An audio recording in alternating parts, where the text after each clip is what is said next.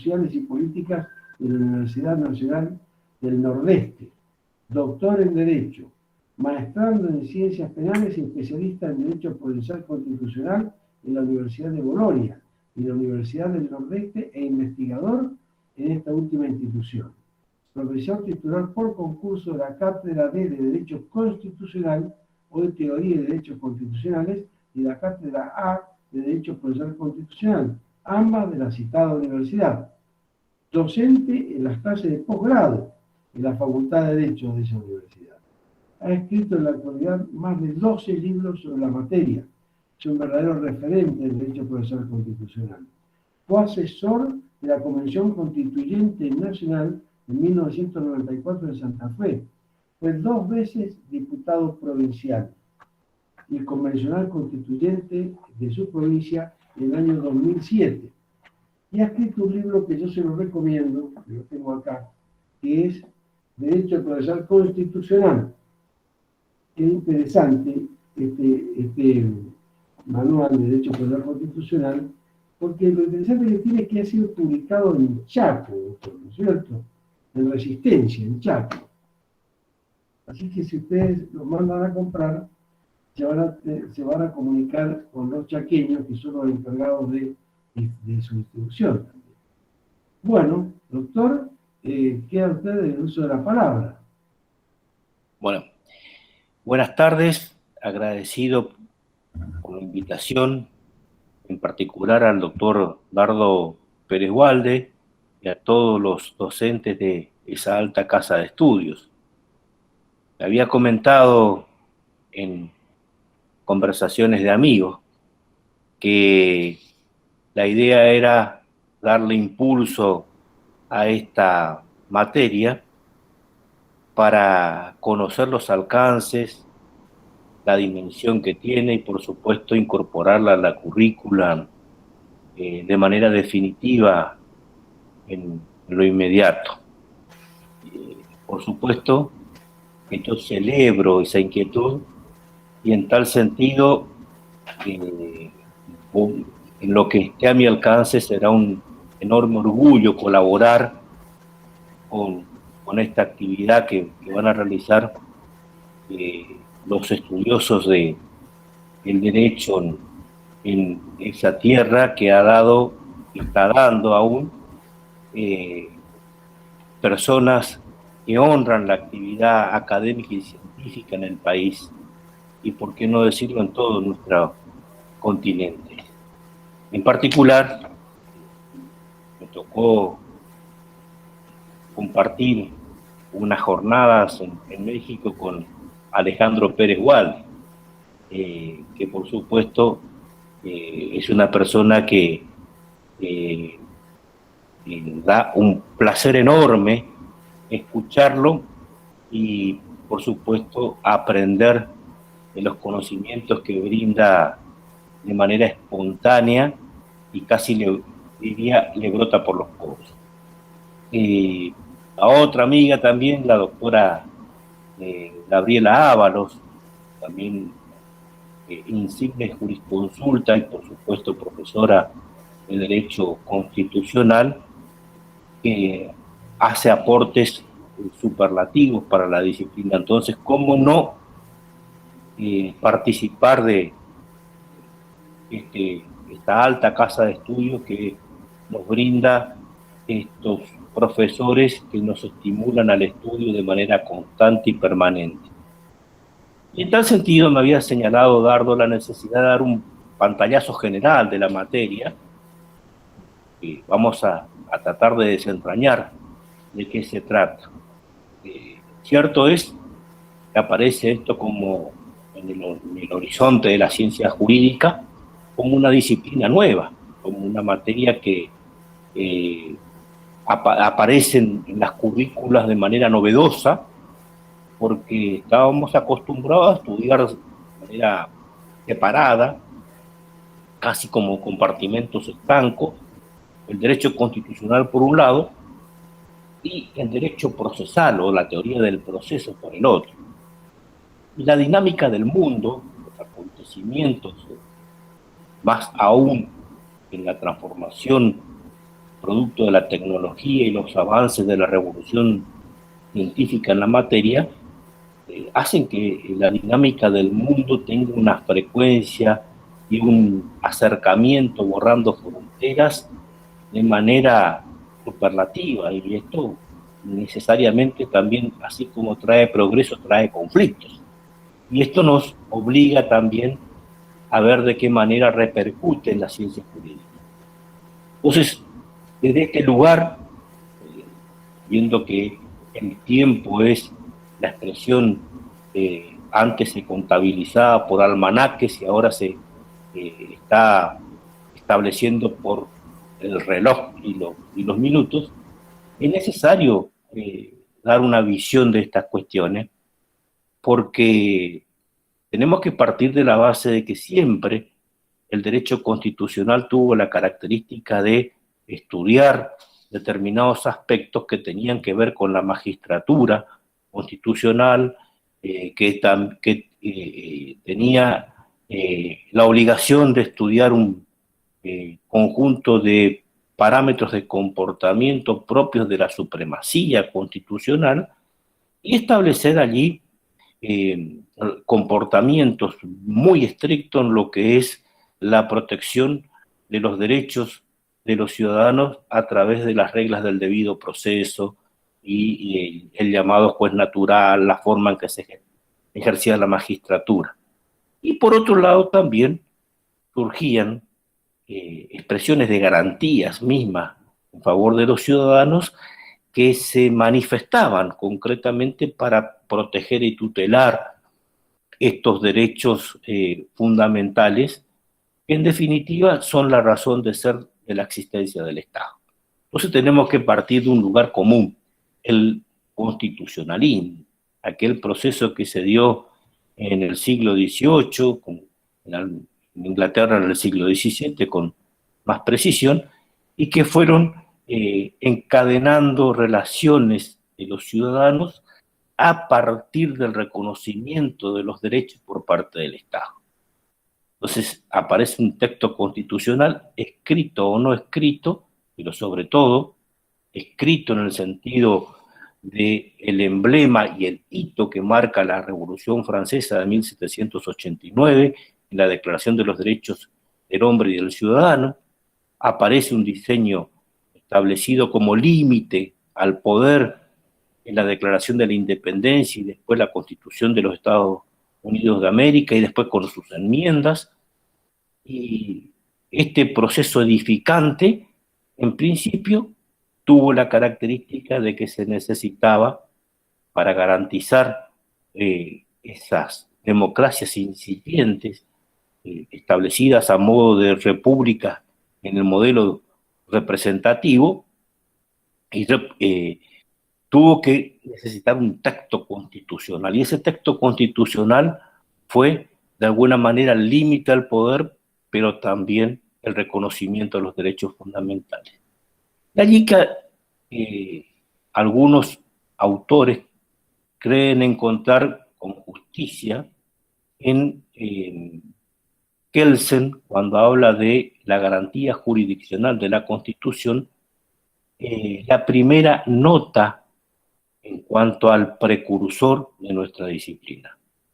Porque el Kelsen sistematizó un tribunal constitucional que tuviese la capacidad del control constitucional de las leyes de manera concentrada, como un órgano específico para garantizar con ello la supremacía de la Constitución, contrario al modelo difuso que impregnó nuestro sistema con el Marbury versus Madison o el caso Sojo en la Argentina, de los Estados Unidos y de nuestro país respectivamente. Y por supuesto que también habían modelos de control de constitucionalidad de tipo político, con el modelo francés, de un órgano de mucho prestigio, pero que controlaba la constitucionalidad de las leyes antes de su entrada en vigencia. Esto también es necesario advertir cómo y de qué manera ese control de supremacía de la Constitución se fue aplicando en el mundo. Aquí que este fue un problema que tocaba el derecho constitucional al mismo tiempo que era un punto de convergencia del derecho procesal. Sin lugar a dudas, todo el acervo de garantías constitucionales que constituyen la protección de los derechos fundamentales, desde el habeas corpus hasta las acciones constitucionales para justamente honrar la supremacía, constituyen también una forma de apreciar la aplicación concreta de la Constitución en salvaguarda de los derechos fundamentales. Esto también fue un estrecho punto de contacto. Entonces, ahí es donde este precursor hace estos aportes, Kelsen, pero más tarde dice Ferrer MacGregor, Niceto Alcalá y Zamora, Utur, Carneluti, Chiovenda, toda la vasta gama del procesalismo italiano, hicieron sus aportes tomando el proceso como una entidad de derecho público, como un servicio del Estado en honrando la aplicación de los derechos fundamentales. Por supuesto que esto también ha impactado. En el caso nuestro, Niceto Alcalá y Zamora, repito, que estuvo primero en la Argentina, después fue a México, ahí toma Fixamudio los aportes de él y empieza a hablar a partir de una visión del amparo, que es una conquista de los mexicanos para la humanidad, empieza a mirar la garantía jurisdiccional de la Constitución también, a partir del análisis de esta garantía. Por supuesto que en nuestra tierra, Utur es quien hace los aportes más significativos, con la singularidad de que advierte, de que mira, de que analiza el proceso desde el punto de vista de la Constitución, ya no de la teoría de una disciplina que se aislaba de esto. Y por supuesto que entonces Ferrer MacGregor dice que llega un momento en que tenemos que estudiar nuestra disciplina en este punto de convergencia. Por un lado, la ciencia del derecho constitucional, y por otro lado, la ciencia o la teoría del proceso, y por qué no, del derecho procesal civil, que hace sus aportes significativos. Entonces, lo que queda es ver, y en esto hace una discriminación Sagüez, en nuestro país, diciendo, miren, hay situaciones donde la Constitución, el derecho constitucional procesal, establece mecanismos, la supremacía, cómo se ejerce, el debido proceso, y las características que informan la actividad jurisdiccional, esto es, inamovilidad de los jueces, intangibilidad de sus saberes, hacen a nuestra disciplina. Pero también dice, hay un derecho procesal constitucional, es cómo se efectivizan estas garantías. Esto es, habeas corpus, amparo, habeas data, etcétera, etcétera, que constituyen todo un conjunto de disciplinas. Entonces, la propuesta es unificar en mismo nombre este conjunto de materias para empezar a analizar si estas tienen las características de un objeto, de un método, y a través de esto se logra la comunicabilidad, que son las características que informan a toda materia o a toda actividad de naturaleza científica. Y desde luego que lo tiene, porque nosotros podemos, a modo de síntesis muy apretada, decir que el objeto es el estudio de la magistratura, la justicia constitucional y las garantías constitucionales de la manera y de la forma en que se efectivizan conforme a nuestro ordenamiento jurídico y a nuestro sistema institucional. Entonces, ahí tenemos una cuestión. Obviamente que hay cuestiones que tenemos que ver en cuanto a cómo se comunica. cuáles son las características o los principios que informan en la materia. Y los principios que informan en la materia son la informalidad, en primer lugar. Una característica que la diferencia de otras disciplinas, la gratuidad, porque la materia hace a un interés y a un orden público superlativo. Cuando está en crisis la libertad o los derechos de una persona, no es de naturaleza constitucional, ¿no? No está en juego únicamente el patrimonio o la libertad de una persona, sino el interés de la sociedad en proteger esta cuestión. Partiendo de una premisa fundamental, cuando nosotros constituimos el pacto social, entendemos, siguiendo a Rousseau, de que encadenamos nuestros derechos cediéndolos casi en su totalidad unos con otros para verlos ampliados. Y esa ampliación de derechos constituye un núcleo duro de elaboración del proceso de soberanía popular, donde nuestros derechos, como aportes, tienen que volver ampliados y, por supuesto, garantizados por toda la sociedad. Porque una cosa es elegir los gobernantes y otra cosa es garantizar un sistema de vida. Y el derecho procesal constitucional, en este sentido, hace su aporte para garantizar una forma de vida. Y a partir de allí tenemos que ver entonces cómo actúa el juez constitucional.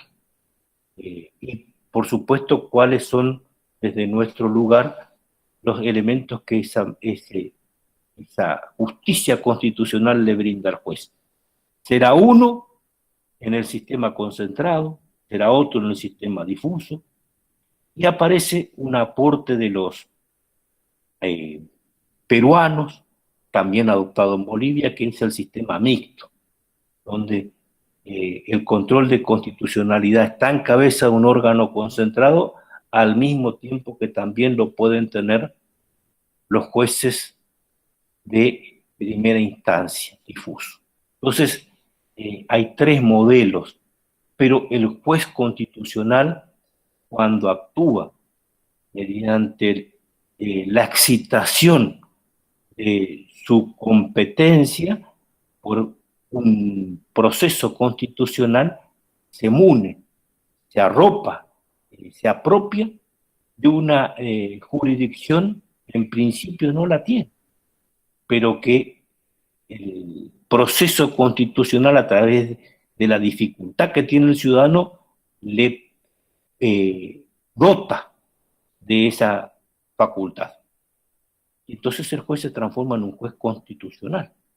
Entonces la jurisdicción aumenta, en el sentido de que tiene, por imperio de la dificultad, que aplicar la Constitución en forma directa. Se soslaya por allí su competencia específica determinada por la ley que le dotó el cargo. Aparece munido de otra facultad que surge directamente de la Constitución. Y esto es lo lindo que tienen ustedes. Esto lo explica muy bien Quiroga Lavie cuando analizaba el proceso posterior a la reforma del 94 y la incorporación del artículo 43 en nuestra Constitución. Entonces ustedes van a ver ahí este gran avance que tenemos en nuestra disciplina. ¿Y qué más?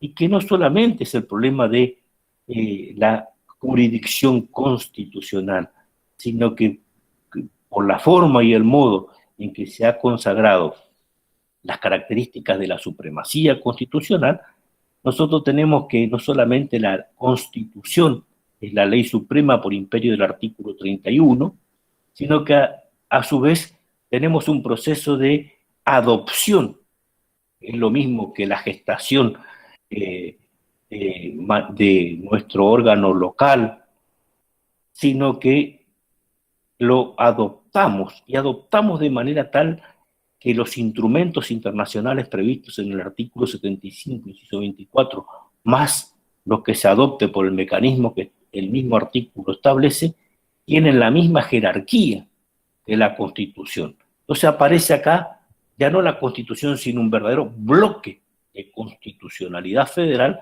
donde está la Constitución más los tratados como ley suprema. ¿Y esto qué hace? Esto conmina, obliga, condiciona al juez,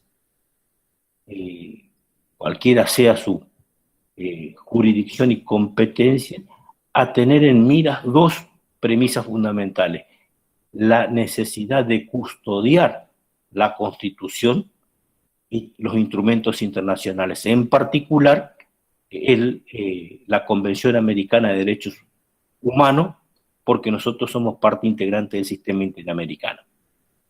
El juez es juez de la Constitución, pero también es un juez interamericano. Por supuesto que entonces, desde ese lugar podemos decir de que estamos en un universo que nos abre la visión a punto tal de que nos despoja de las viejas anteojeras que teníamos para analizar algún sistema jurídico circunscripto exclusivamente a una llamada en aquella época rama específica del derecho. Hoy, este punto de convergencia de que estamos analizando nos obliga a nosotros a tener una visión puntualizada en estas cuestiones. ¿Por qué? Porque hay otro proceso que también se da de la mano de esto, que es lo que describe Roberto Guastini en la constitucionalización del ordenamiento jurídico.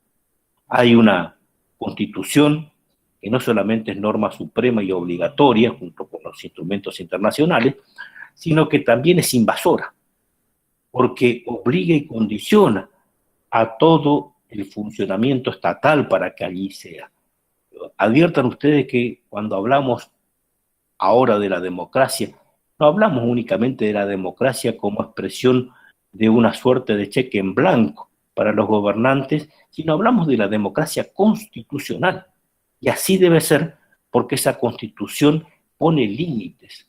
El límite al gobernante no es que sea una franquicia para que se transforme en un tirano arropado de el beneficio de una circunstancial legitimidad que surge de alguna elección. Está obligado, condicionado a actuar conforme a la Constitución, porque hay un imperio, hay una soberanía popular como principio, pero también un imperio de la ley, que es la Constitución como límite y como muro infranqueable para la actividad que realiza.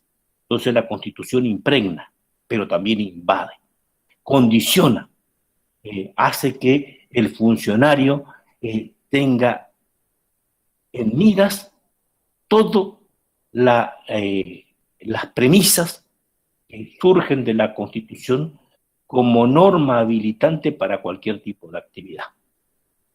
Y a punto tal, esto se manifiesta en las actividades que nosotros podemos decir felizmente que hay un código civil y comercial de la Nación que se sancionó en el 2015, que tiene los aportes de magistrados de la envergadura que ustedes lo tienen y lo gozan allí, como Kemelager de Carlucci. Entonces, van a ver ustedes que hay una prueba palmaria de esta constitucionalización del derecho, de la constitucionalización del ordenamiento jurídico, que se plasma en el artículo primero y tercero del Código Civil y Comercial de la Nación. Entonces el avance es superlativo. Dicho esto, como una aproximación de lo que es el desarrollo, la forma en que nuestra disciplina se presentó, las características que está teniendo y por supuesto viendo también hoy por hoy este proceso que se dio con inusitada dinámica en los últimos años del siglo XX, tiene la característica de que los derechos de los ciudadanos tienen una doble protección. No solo por la protección del ordenamiento jurídico local, donde la supremacía de la Constitución es el límite, pero también oficia de garantía para cada derecho de los ciudadanos. También esos mismos derechos están vistos desde el ordenamiento internacional a través de los instrumentos que consagra el artículo 75, inciso 22, están garantizados por el sistema interamericano. Entonces, hay una doble garantía. Y esto nos obliga, nos constriñe a mirar el conjunto de garantías que conforma el elenco de nuestra disciplina. En primer lugar, el habeas corpus, el amparo, el habeas data, el derecho de réplica. Lo que decíamos con Dardo fuera de la conversación, de la clase, la autosatisfactiva. Estos procesos que tienen la característica de una acción constitucional, entre tantos, la forma y el modo en que se ejerce el recurso extraordinario, la actuación de la Corte en determinadas cuestiones, y por supuesto también llegar a la vía del control de algún tipo de conflicto cuando se ventilan derechos humanos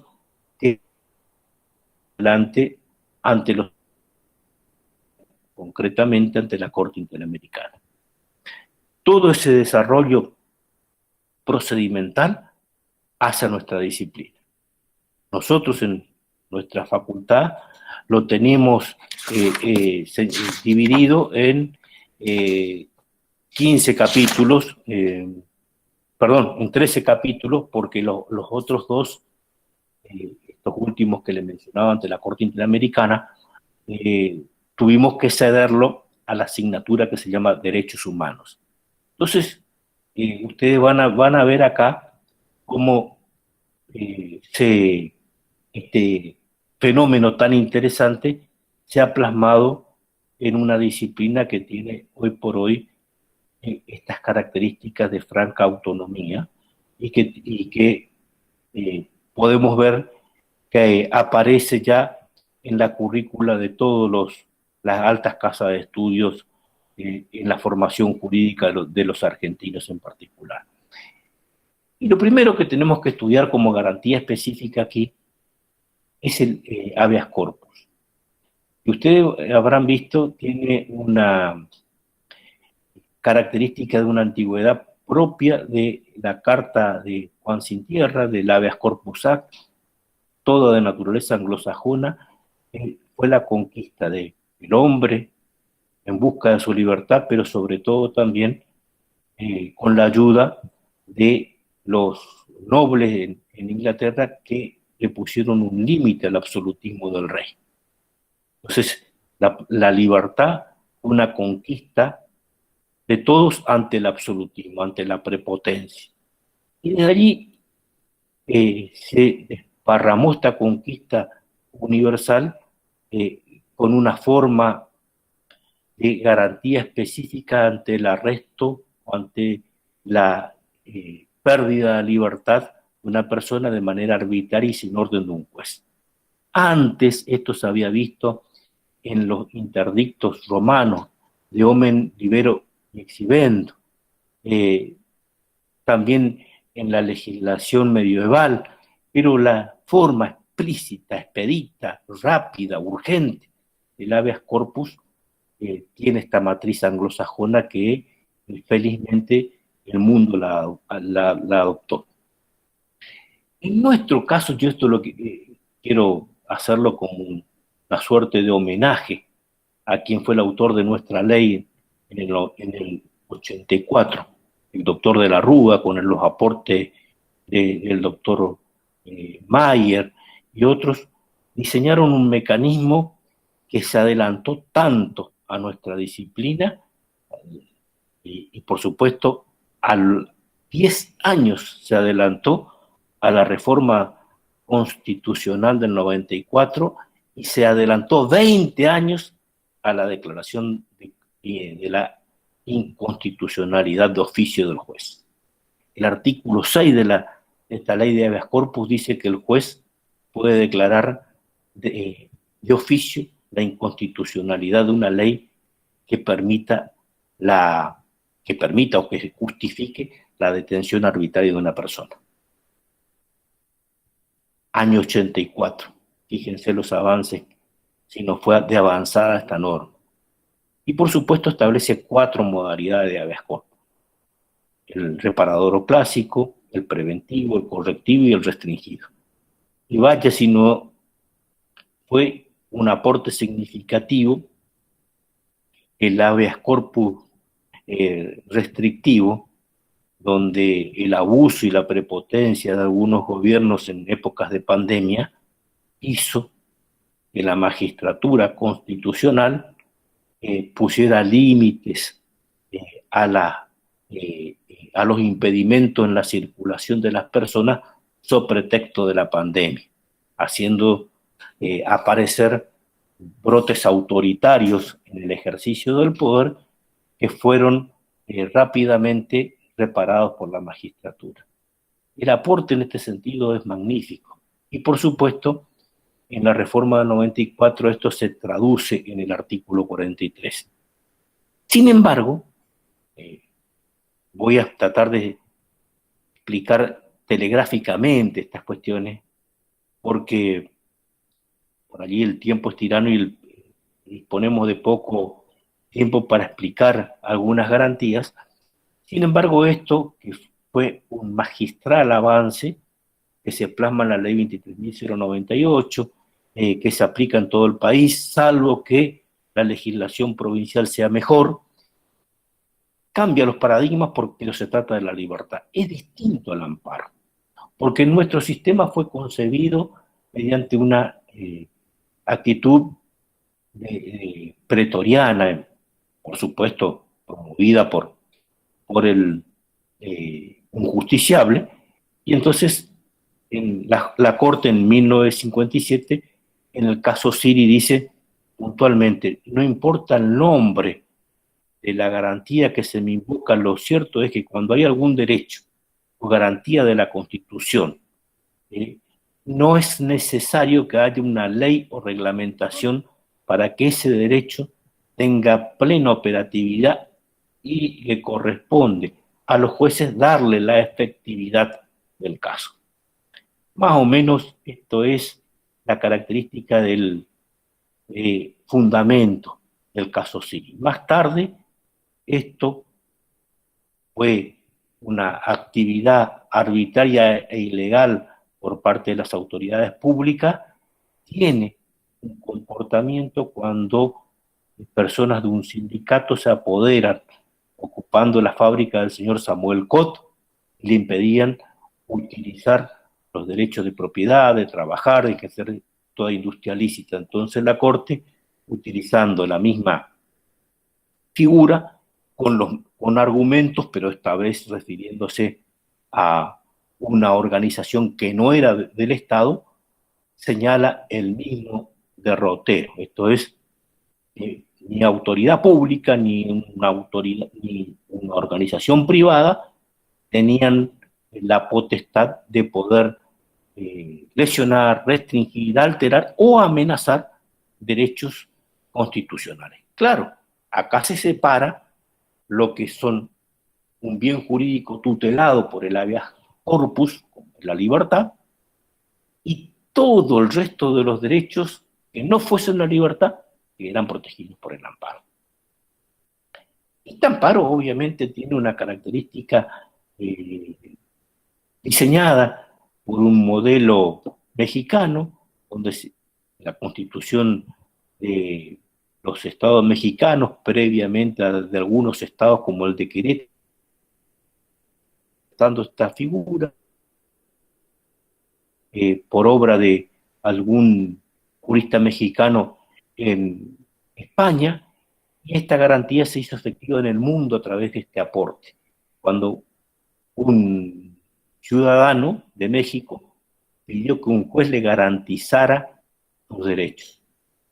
es que un juez me ampare, pidió el mexicano, y con esto surgió esta efectiva garantía que protege todos los derechos constitucionales, excepto el habeas corpus, que tiene un diseño, una alcurnia, un linaje diferente, porque fue la primera conquista desde el punto de vista del constitucionalismo, del acervo de las libertades públicas y de la forma en que éstas se garantizaban. Con esto, prácticamente, nosotros podemos decir que estas garantías están plasmadas en el ordenamiento jurídico, en el caso nuestro, en particular en el artículo 43, tienen una característica. Son garantías primarias porque están en el ordenamiento jurídico. Entonces, como diríamos los abogados, ab initio aparece como que estas garantías van a poder satisfacerse porque solo alcanza y solo basta con la obediencia al orden jurídico. Pero vete aquí que también nosotros los humanos somos prisioneros de las emociones y podemos infringir, de hecho lo hacemos, el orden jurídico. Y cuando infringimos el orden jurídico, aceptamos alguna de las garantías previstas como límites a nuestro accionar, bueno, aparece el juez, y el juez repara, y el juez aplica, y el juez satisface el derecho que ha sido conculcado. Entonces el juez, dador de estas garantías, aparece como el garante secundario de la Constitución. Entonces hay una garantía primaria y hay una garantía secundaria, que es el juez que se transforma en este sentido. Y por supuesto esto lo explica de manera superlativa Luigi Ferrajoli en un libro que se llama Democracia y Garantismo, que es una expresión sintética de lo que es su gran obra, Principia Iuris. Entonces, acá es donde nosotros vemos el accionar del juez en su máximo esplendor como juez constitucional. Pero también no se agota allí la actividad del juez constitucional, sino va a tener que ver con situaciones que en principio en otra época surgían como correlato del amparo. Había un proceso muy especial para el habeas corpus, y todo lo demás donde se tratara alguna garantía constitucional, y bueno, caían en la suerte del cajón del sastre de los penalistas en el amparo. Tal el caso del habeas data. Entonces, el habeas data, que fue una garantía que surgió después de los intentos totalitarios que sojuzgaron a la humanidad, como el nazismo o el fascismo, que eran la recolección de los datos que se tenía sobre una persona con el objeto de, por supuesto, saber toda su actividad, todo su conjunto de inquietudes. ¿Por qué? Porque los esquemas totalitarios persiguen la comprensión universal de los acontecimientos que rodean a la persona y pretenden subordinar el comportamiento de la persona a los designios propios del Estado. Cambia la característica propia de nuestro Estado de Derecho, cuya finalidad es la dignidad del hombre, y pasan allí a que el fin principal del Estado es la sujeción de toda la población a los intereses del Estado. Entonces, ahí el Estado se personalizaba, o tenía un partido político o una ideología que condicionaba, y por supuesto que tenía régimen de propaganda, policía que controlaba. Y esto se dio en los esquemas totalitarios del régimen nazi y del fascismo, y cuando se empieza a trabajar con esfuerzo, tomando algunas referencias del derecho escandinavo, del derecho alemán, en lo que era conocer los datos de la persona, se plasma concretamente en 1984 en el Habeas Corpus Act, o la ley de Habeas Corpus Act, de la ley de Habeas Data Act, que fue sancionada en los Estados Unidos, como una conquista, digamos, de un derecho de tercera generación. La primera generación de derecho encuentra en el habeas corpus su manifestación garantística. La segunda generación de derecho encuentra en el habeas corpus su manifestación garantística. Y la tercera generación de derechos encuentra en el habeas data su tercera manifestación de derechos como expresa garantía. Y en este punto nosotros vamos a ver que hay el artículo 43 de la Constitución recepta estas tres garantías. Vale decir que la reforma de la Constitución también ha hecho un esfuerzo por acomodarse a la época que le tocó ayornar nuestro texto constitucional. Nuestro querido y recordado Carlos Santiago Fay hablaba de que la tercera generación de derechos expresa la fraternidad y la solidaridad, y por eso aparecen los derechos colectivos y aparecen los derechos difusos, el medio ambiente, los derechos del consumo, protegiendo, siendo protegidos por el orden constitucional. Y vaya si no tenía razón. Aparece la fisonomía de esta garantía, pero también nosotros tenemos que el amparo se manifiesta con distintas características. Deja de ser el afectado puntual, persona de carne y hueso, para que el afectado en materia del ambiente o los derechos difusos se transforme en un afectado que es parte de la sociedad. Aparece lo que es, en materia ambiental, lo que dice Quiroga Lavie, el estado ecológico de derecho.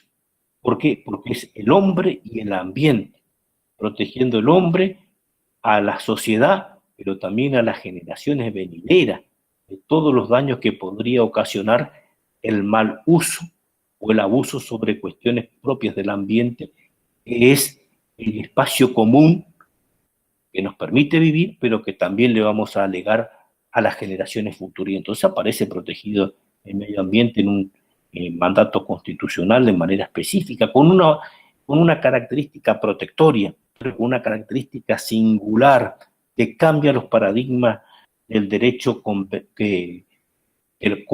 lo conocíamos en la actualidad. Es un sistema protectorio cuya primera obligación es recomponer. Ya no es reparar o resarcir, es recomponer. Es decir, esto es volver las cosas al estado anterior, con una característica, que cualquier persona que crea que tiene comprometidos el interés propio del hombre que convive puede articular una acción de protección a través del amparo ambiental. Con otra característica, las decisiones, por la naturaleza de la pretensión, por supuesto que obliga una decisión, hacen de que se pueda transformar en una sentencia erga omnes. ¿Por qué? Porque frena o porque suprime o porque obliga a una decisión que puede favorecer o perjudicar a todos. Entonces, esto cambia el paradigma de estas cuestiones. Y nosotros entonces nos tenemos que decir, bueno, somos hijos de esta generación de derechos. Y aparecen los derechos del consumidor con una característica también protectoria. ¿Cuál? La del sentido de pros débil. Esto es proteger al sector más débil. ¿Para qué? Para que la igualdad y la fraternidad, que eran propósitos que estábamos enarbolando como pretensión en, en los derechos de segunda generación que llevaron a la conformación del Estado social de derecho, bueno, tengan esta materialización concreta cuando se tratan de usuarios y consumidores, para que haya un equilibrio en las prestaciones. Y por supuesto que el eslabón más débil de la cadena tenga la debida protección y no sea sometido por situaciones de abuso. Y fíjense ustedes, estos aportes que se hacen en el 94, hoy tienen una característica, no solamente en la ley de la protectoria del ambiente, sino que se trasladan también a la ley 24.230, creo, si no mal no me equivoco, de la protección de los derechos del usuario y del consumidor, que a su vez tienen posteriores modificaciones que ensanchan los derechos del usuario y del consumidor y obligan a actividades del Estado justamente para proteger a este sector. Entonces nosotros estamos estableciendo paradigmas de comportamiento que se trasladan y se manifiestan en el Código Civil y Comercial de la Nación. Esto es evitar el abuso del derecho, evitar el abuso de la posición dominante. Entonces, el avance de esa constitucionalización del ordenamiento jurídico que les manifesté antes se va mostrando en estas cuestiones de manera ostensible, todo en beneficio de la humanidad. Y por supuesto que si algo faltara, el viejo derecho de la vieja cuestión del derecho de réplica que antes se manifestó por el amparo, hoy es concebido no como un derecho, sino como es un derecho al mismo tiempo que una garantía. Cuando se concreta en el caso Ahmedian contra Sofovich, se dijo que había nacido una acción popular.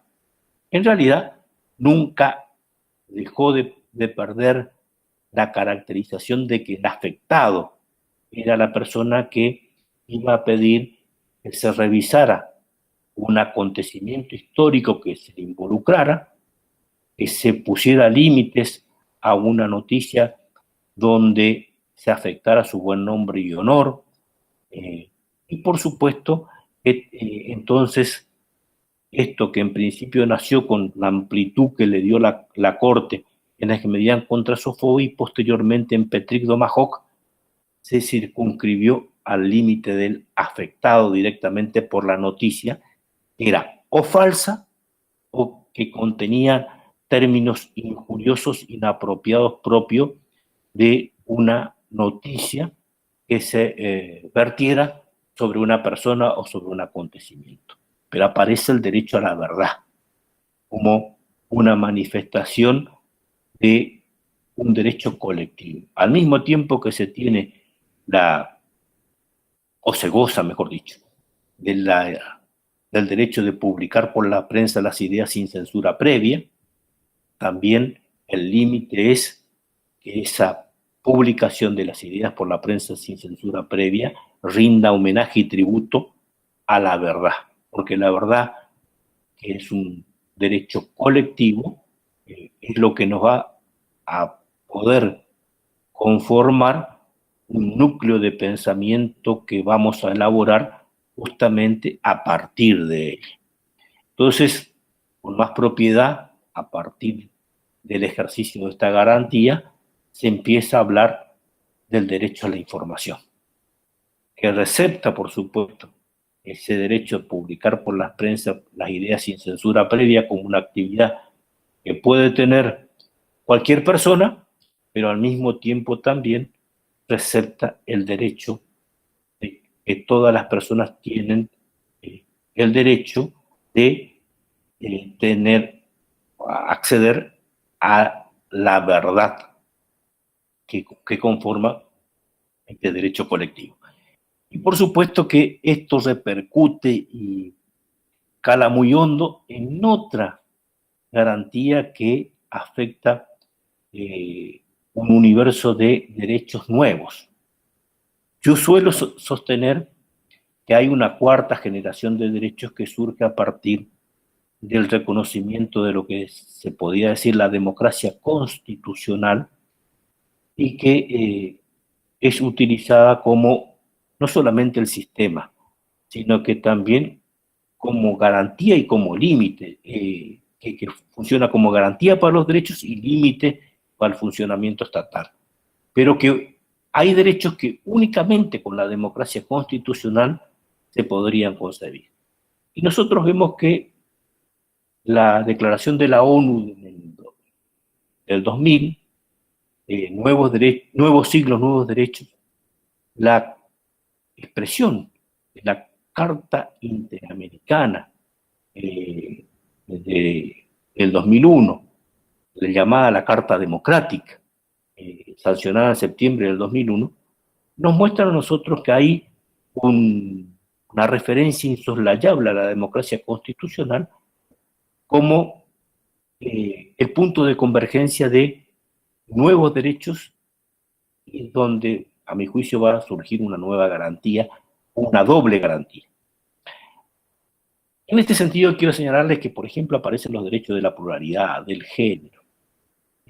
Aparece esta conquista de eliminar la ley de trata de blancas, la convención de Belén do Pará, la protección a la mujer en el sentido de erradicar todo tipo de violencia. Y Luigi Ferrajoli, en unos estudios de derecho penal, dice que en su oportunidad la libertad fue el motor de la primera generación de derechos, que la igualdad fue el motor de la segunda generación de derechos, que los derechos de tercera generación tienen que ver con la fraternidad y la solidaridad, como decía Fay, pero que esta cuarta generación de derechos tiene un perfume de mujer, a mi juicio, porque es la mujer la que va protagonizando y la que va buscando estos cambios.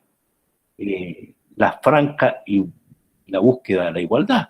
Aparecía la igualdad, pero la mujer no tenía derecho al voto. Aparecía la igualdad, pero la mujer no tenía la patria potestad ni tenía posibilidad del divorcio en la época de Alfonsín. Aparecía la igualdad, pero no tenía posibilidad de acceder en franca igualdad real de oportunidades a los cargos públicos. Bueno, se consigue con Menem y con De la Rúa, que reglamenta realmente la ley como debía ser y no como se estaba aplicando, porque era decirle, tienen la representación de un tercio, pero se le ponía al final de la cola ocupando los cargos de suplente. Bueno, con De la Rúa se logra que se garantice esto de por lo menos de 3 cargos, 2, un hombre si quieren, pero el tercero tenía que ser inexorablemente mujer.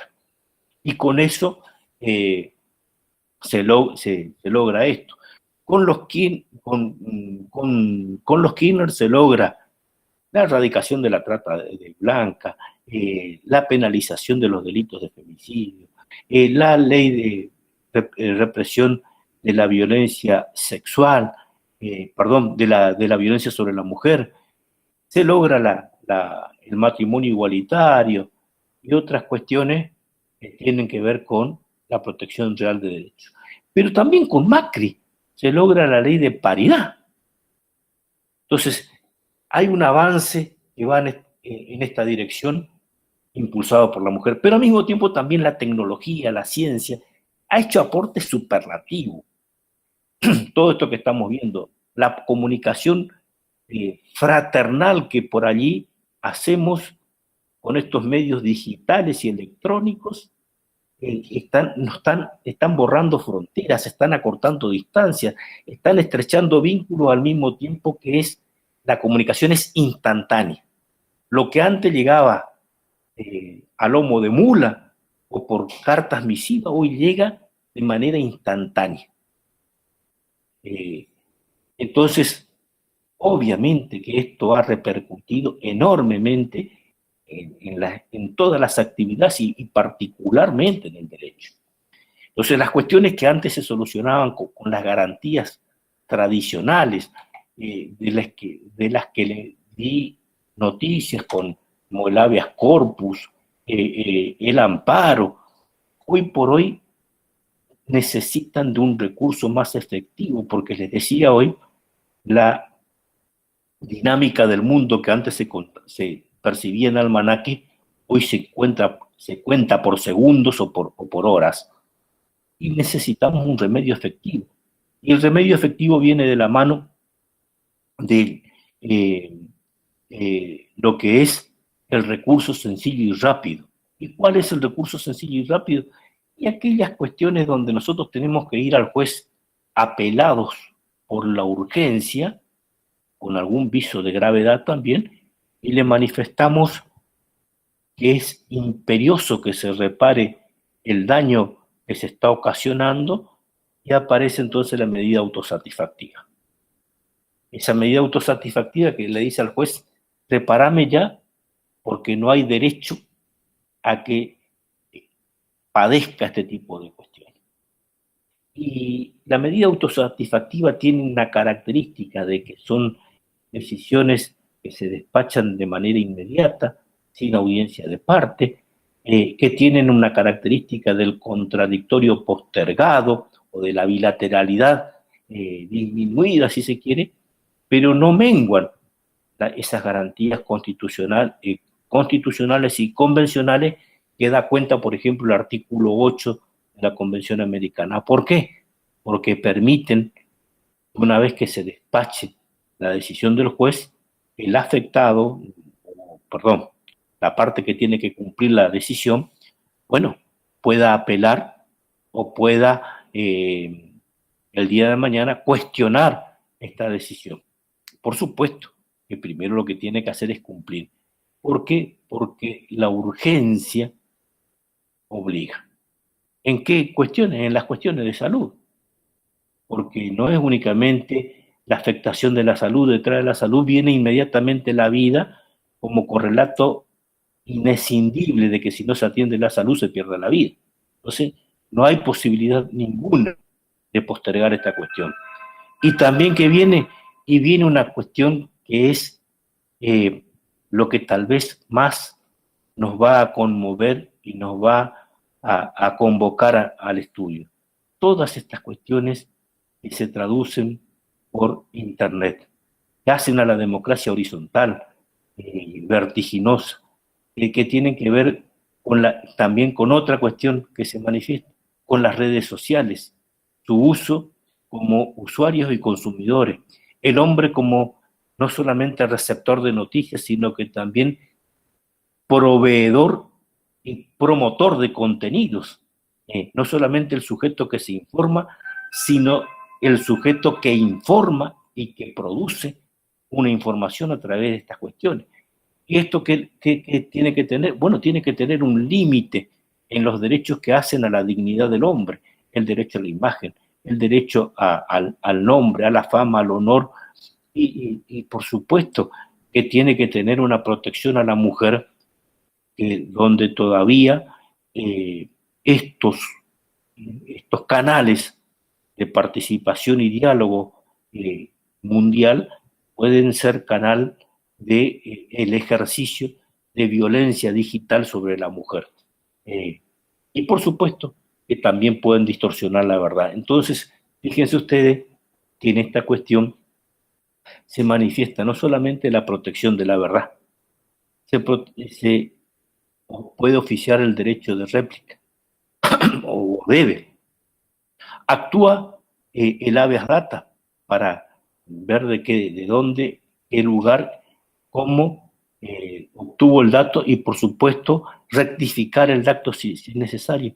Entonces aparece una convergencia imprescindible de 3 o 4 garantías que se pueden dar simultáneamente sin perjuicio de que le podamos reclamar también al sistema que soporta y que provee el servicio, por más gratuito que sea, para que modifique los datos que tiene y sobre todo los que produjo de manera maliciosa algún usuario puntual.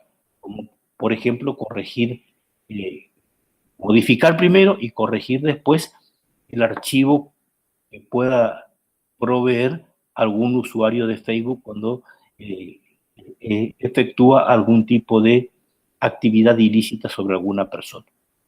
En todas estas cuestiones la medida autosatisfactiva aparece como la más idónea. Puntualmente, en el caso de que se le robe una identidad o una foto a una persona, a una mujer, bueno, ya es motivo de que se atienda esto desde una medida autosatisfactiva, porque únicamente mediante una expresa autorización se puede utilizar la imagen de una persona. Todo esto a mí me parece el derecho a la salud en una doble dimensión, los derechos ampliados de la persona, en particular el aspecto tuitivo a la mujer. Me parece que nosotros estamos entrando a una cuarta generación de derechos que únicamente el sistema democrático y constitucional puede garantizar, porque como prueba contrafáctica le digo, vayan y pídanle que esto lo garanticen los talibanes que hoy tomaron el poder en Afganistán. Entonces, ahí es donde todo lo que puede ser una objeción a esta idea van a encontrar una respuesta categórica de que únicamente con la democracia constitucional se puede avanzar en este sentido. ¿Y qué más? Y también en que si esto no encuentra respuesta en todas estas garantías que le mencioné antes, incluyendo el amparo como una versión más, digamos, antigua, encuentra en la acción constitucional la posibilidad de que en un proceso más amplio de debate, con cuestiones a dilucidar, se demuestre la inconstitucionalidad de un acto o de una norma emitida por el poder de turno. Y el mecanismo sigue siendo el artículo 322 del Código Procesal Civil y Comercial de la Nación, donde, tomando la declarativa de certeza, se puede soslayar que hay una duda, pero se puede investigar y, por supuesto, en función de las pruebas, acreditar de que hay una norma que es contraria al ordenamiento jurídico. Y cuando se trata de la defensa del orden constitucional y del sistema democrático, en el caso Colegio de Abogados de Tucumán, contra Honorable Convención de Tucumán, que llegó a la Corte señaló que cuando se trataban de cuestiones que hagan al interés público, donde se comprometieran organismos esenciales de la nación y pudiera estar en peligro el régimen representativo republicano, claramente la legitimación es amplia. Y yo quiero con esto concluir diciendo que cuando se traten de situaciones que afecten al orden constitucional y el sistema democrático, el artículo 36 nos da una legitimación amplia. Cuando habla de resistencia a la opresión, cuando habla del derecho de resistencia a la opresión, no nos está diciendo nosotros que tenemos que armarnos en defensa de la patria y de la Constitución, como reza el artículo 21. Nos está diciendo de que la mejor arma es la garantía constitucional y que el mejor teatro de operaciones es un juez dador de garantías. Y en este sentido, la legitimación es absolutamente amplia, porque no podemos descansar en ningún fiscal que puede, por temor o por interés, decepcionarnos o incumplir con el mandato que le cabe, conforme al artículo 120 de la Constitución. Está en cabeza de nosotros y en cada uno de nosotros defender el orden constitucional y el sistema democrático.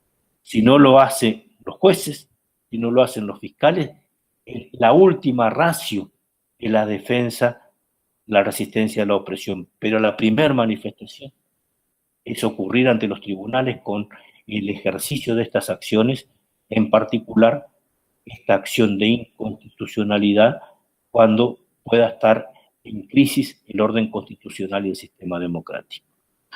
Con esto creo que le di un pantallazo genérico de no solamente lo que es la supremacía de la Constitución que establece el artículo 31 de nuestro texto fundamental, en armonía con el artículo primero. Mencionamos, abuelo de pájaro, los derechos no enumerados, y empezamos a decir entonces que el artículo 36 de alguna manera sintetiza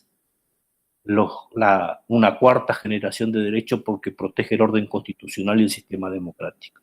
Pero al mismo tiempo también van a encontrar ustedes con que hay iniciativa popular, hay una iniciativa para promover las leyes, hay una forma de proteger el medio ambiente, a los derechos del usuario y del consumidor, aparecen establecidas las garantías específicas y como colofón aparece el artículo 75, inciso 22, robusteciendo todos estos derechos y todas estas garantías para que los ciudadanos podamos vivir al abrigo de una Constitución y tener en las garantías constitucionales la efectiva vigencia y garantías, valga la redundancia, de la efectividad de nuestros derechos por el solo hecho de ser parte de una comunidad a la que le entregamos los derechos para haberlos ampliado. Con esto terminamos la conversación, mi querido amigo Dardo. No, interesantísimo. Interesantísimo sobre todo el cierre, porque si bien había leído lo de los derechos de cuarta generación en varios autores, la verdad que Alfonso Santiago escribe un trabajo sobre los derechos de cuarta generación y un poco lo vincula con con el Estado, el avance de la tecnología en el Estado, cómo se maneja, que a mí mucho no me convenció, porque no lo estaba viendo desde el mismo punto de vista. Ahora voy a tener que repensar. Yo dije, eso es el avance de la ciencia y la técnica. Pero tengo un libro escrito, Dardo, te lo voy a mandar. Sí.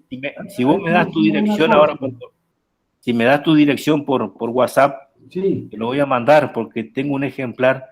Claro. Y esto fue a propósito de esa charla en México con Alejandro, que yo planteaba que habían el delito de traición a la patria, la sistematización del artículo de enriquecimiento ilícito tiene una categoría, un lugar diferente, y que debía estar dentro de los derechos que protegen al orden constitucional, el sistema democrático, y no en los delitos contra la administración pública, porque la reforma del 94 le cambió estas cuestiones. Y a raíz de eso empecé a trabajar creo que fue en el 2019 que salió el libro, así que te lo voy a mandar, Dardo, para que podamos tener otra charla sobre esta cuestión. De que la cuarta generación viene con perfume de mujer. Realmente sí. Así es sorprendente. Porque, claro, más que del orden constitucional y del sistema democrático, yo creo que empieza con perfume de mujer. Sí. Bueno, eso le digo siempre a mi mujer y a mis dos hijas, que siempre o me sacan plata o me pegan, y entonces no me queda otra cosa que resignarme, y le digo, bueno, la cuarta generación viene con perfume de mujer y mientras tanto me obligan. Realmente ahí sí, evidentemente hay que reconocer un grandísimo cambio en una mentalidad que a veces no es de mujer, sino el derecho de los travestis, el derecho de los, es decir, una cantidad de derechos de los diferentes, ¿no es cierto? Y aparece que es interesante el derecho al aborto, el derecho a esa cantidad de cosas y de temas que lógicamente que solo se pueden plantear en un sistema democrático. A ver hasta qué punto estamos cambiando o seguimos pensando lo mismo y de diálogo. Y por eso que justifica la defensa, o sea, la defensa del artículo 36 en cuanto a aunque sigo pensando que el derecho de resistencia de este sistema democrático que tanto nos costó conseguir, sigue siendo armado. No consigo una resistencia que no sea armada. Pero bueno, claro. Pero lo importante es que defenderlo, ¿no es cierto?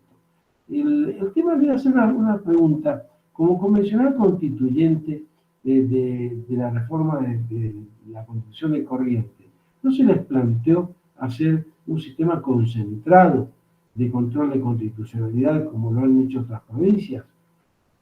No, la verdad que en principio se quiso y se avanzó sobre antes de la reforma, ¿no? En un código constitucional. Ajá. Un lindo aporte porque era concentrar las garantías en este punto.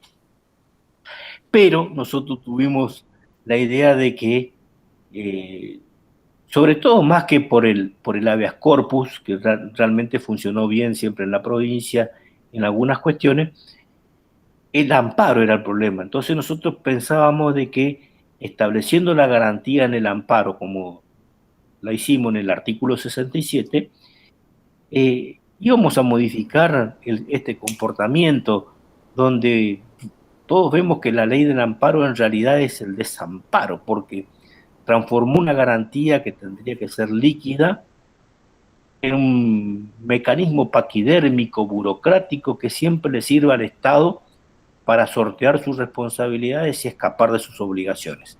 Entonces, nosotros pensábamos que era una solución. Y hoy por hoy creo que, reflexionando en estas cuestiones, creo que tenés razón, hubiésemos apuntado más a un diseño diferente, porque eh, en el altar de las buenas intenciones murieron todas estas atrocidades que todavía seguimos padeciendo, ¿no? Tanto en nuestra provincia como en el país. No, muy bien. No es que yo esté de acuerdo con el sistema concentrado. No, Me no, no, gusta, me pero... gusta, sí, pero se plantea. A mí me gusta para los alemanes. Me quedo con el difuso para nosotros, pero pero claro. lógicamente que se plantea. Pero bueno, doctor, yo estoy muy Eduardo, agradecido. No sé si hay otra pregunta que alguien quiera hacer, no lo sé. Aprovechen esta oportunidad, porque si no lo liberamos al doctor, que nos ha hecho un vuelo rasante de todo lo que es el Tratado de Derecho Procesal Constitucional en 60 minutos. Doctor, estamos muy agradecidos. no, por favor, Dardo, ha sido un gusto. Así que nos dejó sin dudas, te digo. Nos dejó sin dudas el doctor. La verdad que sí. Súper A mí me interesante. dejó unos planteos muy interesantes. Sí, a mí también, con lo de la cuarta generación de derechos también me he Le quedado pensando. voy a mandar un libro a Dardo que salió por Lerner en Córdoba, y creo que hay una editorial ahí también muy cercana a ustedes, Ogenlich, de Chile, que también lo publicó. Ajá. La cuarta generación de derechos. Lo vamos a tener que leer. Claro, lo que pasa es que sí. esto se está lo saqué a propósito porque, si bien se reconocen los derechos, hay un aspecto que no se reconoce de todo esto, que es el derecho de toda la sociedad a la transparencia. Claro. Y ahí es donde quien es inquilino del gobierno se niega a tener actitudes de transparencia y de rendición de cuentas. Y por supuesto que una ley que fue muy bien diseñada en sus comienzos, la 25.183 de ética pública, se ha desconstitucionalizado en el uso. Y nosotros veíamos las campañas electorales del 2019 cuando hablaban de la CONADEP de la corrupción, y en realidad los mismos que pedían esa CONADEP de la corrupción han desbaratado y han desmontado lo que eran el andamiaje de un control horizontal de la actividad administrativa en cabeza de la sociedad. Entonces, lo han cambiado por un régimen de declaración jurada de los funcionarios, cuando en realidad es una invitación para que se declare una cosa y se haga otra. Claro, está bien. Muy bien. Evidentemente sí. Se ha desconstitucionalizado, ¿verdad? Bueno, Dardo, voy a mandar el libro y espero un Malbec como Sí, señor. Encantado. Bueno, muy amable. Muchas gracias. Muchas gracias. Que anden muy bien. Buenas tardes. Gracias. Buenas tardes. Muchas gracias. Hasta luego. Clara, una consulta. Sí. No sé si está si ya estaba, porque la verdad que no entraba al aula, si estaba el cronograma de las parciales, si ya estaba subido. Sí, Bueno, lo subimos antes de la clase, Agustín. Ahí lo tienen perfecto. disponible para hacer. Le hemos dado tiempo hasta el viernes para hacerlo. Ahí, cualquier cosa igual nos escriben, nos preguntan. Estamos... Sí, pero yo lo subí antes de la clase. Nada lo tienen. Perfecto, entonces. Profe, Listo. una consulta. En la unidad 5 sale una tarea que dice aplicación práctica, pero tiene la fecha como del 2020. ¿Esa la tenemos que hacer? ¿Es optativa? No sé. No la hemos alcanzado a ocultar. Si les interesa hacerla, les habilitamos para que la puedan hacer y entonces las completan y ahora cualquiera de las profes nos metemos y les habilitamos en el aula para que lo puedan subir. Es interesante, o sea, la habíamos hecho para el año pasado, pero si les interesa hacerla, la habilitamos para que la completen también. Ah, perfecto. Bueno, muchas gracias. De nada, Lucía. Pero ahí tienen el trabajo práctico, que ese sí es obligatorio para regularizar la materia. La otra es optativa, el trabajo es obligatorio. Perfecto, perfecto. Bueno. Bueno, muchachos, nos estamos viendo. Sí, no. Linda clase. La verdad que interesante. No, súper interesante. Muy interesante. Muy buena la clase. Muy, muy buena. Muy buen cierre tuvo. Sí. Tal cual. Que para pensar. Lo otro, hacer un vuelo de pájaro. Y un poco te puede llegar a aburrir de todo lo que lo conoce. Pero el cierre fue muy interesante. Sí. Bueno, nos vemos. Bueno, nos vemos. Nos vemos pronto. Gracias, chicos. Que estén bien. Ahí entró el aula virtual para habilitar esa actividad. Dale. Gracias. Chao. Gracias. Chao. Adiós. Chao, Lucía.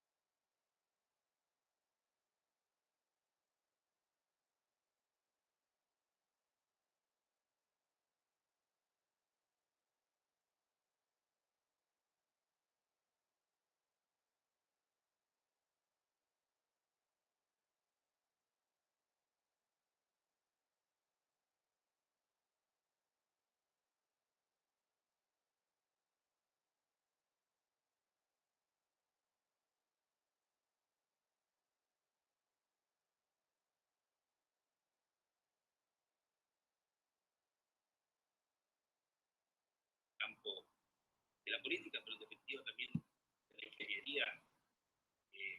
Hoy, como comentario, hablaba con el decano de la Facultad de Ingeniería y estamos trabajando para también generar algunas actividades acá con carreras de ingeniería en las universidades que tiene Paraguay para ampliar más este campo. Pero en este caso de hoy, que tiene que ver con el derecho, es el rol que tiene, cómo esto tiene que repercutir